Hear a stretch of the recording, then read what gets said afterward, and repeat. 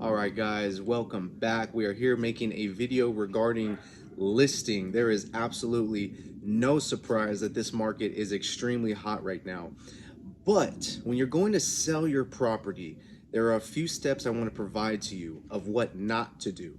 Because again, when you're going to sell your property in a hot market like we are today, a lot of sellers have this misconception or even a sense of entitlement, if you will.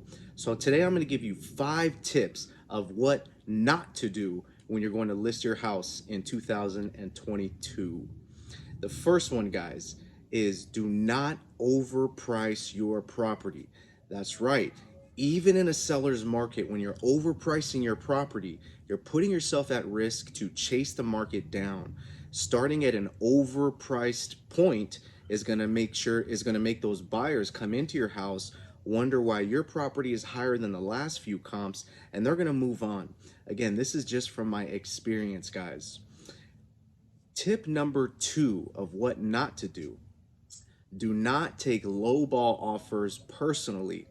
Yes, guys, as difficult as it is when investors or buyers come and send a lowball offer to you, as much as you want to scream and shout and pout about it, I highly encourage you not to do it. It is business after all. Never take anything personal. After all, we have the opportunity to simply reject their offer or send them a counteroffer with some terms that are more favorable for what you're looking for. Tip number 3 of what not to do when listing your property. Do not be unwilling to declutter your house, take off those personalized pictures, or move a little furniture around.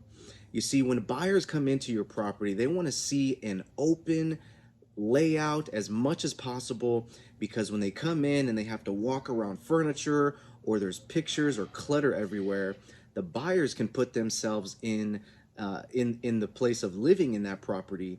And in my opinion and experience, my buyers have just turned around and walked out of a property that's too cluttered, or it looks like there's too many belongings in here. It makes things look a little old, a little run down. And again, if you can't walk through a property and get the flow of it, you're ultimately shooting yourself in the foot. Tip number 4, do not ever underestimate the power of listing photos. You guys, I see this on a daily basis and it irks me so much. Some of you out there have some immaculate properties, $200,000, $300,000, $400,000, $500,000, $600,000 properties, and I still see realtors out there taking cell phone pictures for your property. It makes no sense. Think about this, guys. We are showcasing your property to everybody, not just here in the Phoenix metropolitan area, but my goal is to make sure that your house is shown to everybody in the entire United States of America and even internationally. Don't underestimate those photos, because first impression is everything. The 5th and final tip of what not to do: do not conceal any issues regarding your property. If you know that 1 year ago, 2 years ago, or a few months ago, you had a big roof leak, the AC just went out, the water heater's no longer working, you have leaks in every single bathroom, these are material facts that the buyer is most likely going to come in and find out anyway. So being honest and upfront about it takes you out of that position to where you are misrepresenting your home and we're providing them incorrect information. All right, guys, so let's recap really quick. Step number 1 of what not to do: do not overprice your property. The last thing that I want for you is to chase the market downward when you're starting at a high price. Tip number 2, do not take lowball offers serious. Guys, this is business after all. As difficult as it is to not mix business and personal, we still have to think that most of the buyers out there are looking for some kind of deal, and that may equate to you getting a lowball offer for your place. Step number 3, do not be unwilling to declutter your house. Again, guys, we want to make sure the buyer can come in and freely flow through your property, get a layout of what it looks like, or an idea rather of what it looks like, without any personalized pictures, any furniture, or anything that causes that clutter. Step number 4 of what not to do: Never underestimate the power of listing photos.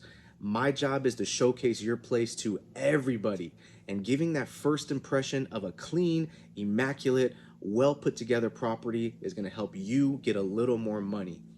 And last but not least, guys, never conceal any issues that are going on under your property. Whether it's the roof, whether it's the AC, water heater, plumbing, electric, all of these things will be discovered during the inspection period anyway. So being upfront and honest is going to ultimately help us with finding the right buyer to give us the right price for your place. Guys, my name is Sergio Argueta. I am a Phoenix, Arizona realtor, and I would love to help you out. We have helped a lot of families in 2021 and the beginning of this year already sell their property, go to another property, reinvest, downsize, whatever it is you're looking for, I'm your guy. I know you guys have got a lot of value from this particular video. Please don't forget to like, comment, and subscribe on this video and share it with somebody that you know can take complete advantage of it. My number is 480-235-0617. If there's anything in the world I can do for you, please let me know. You guys have a good rest of the day.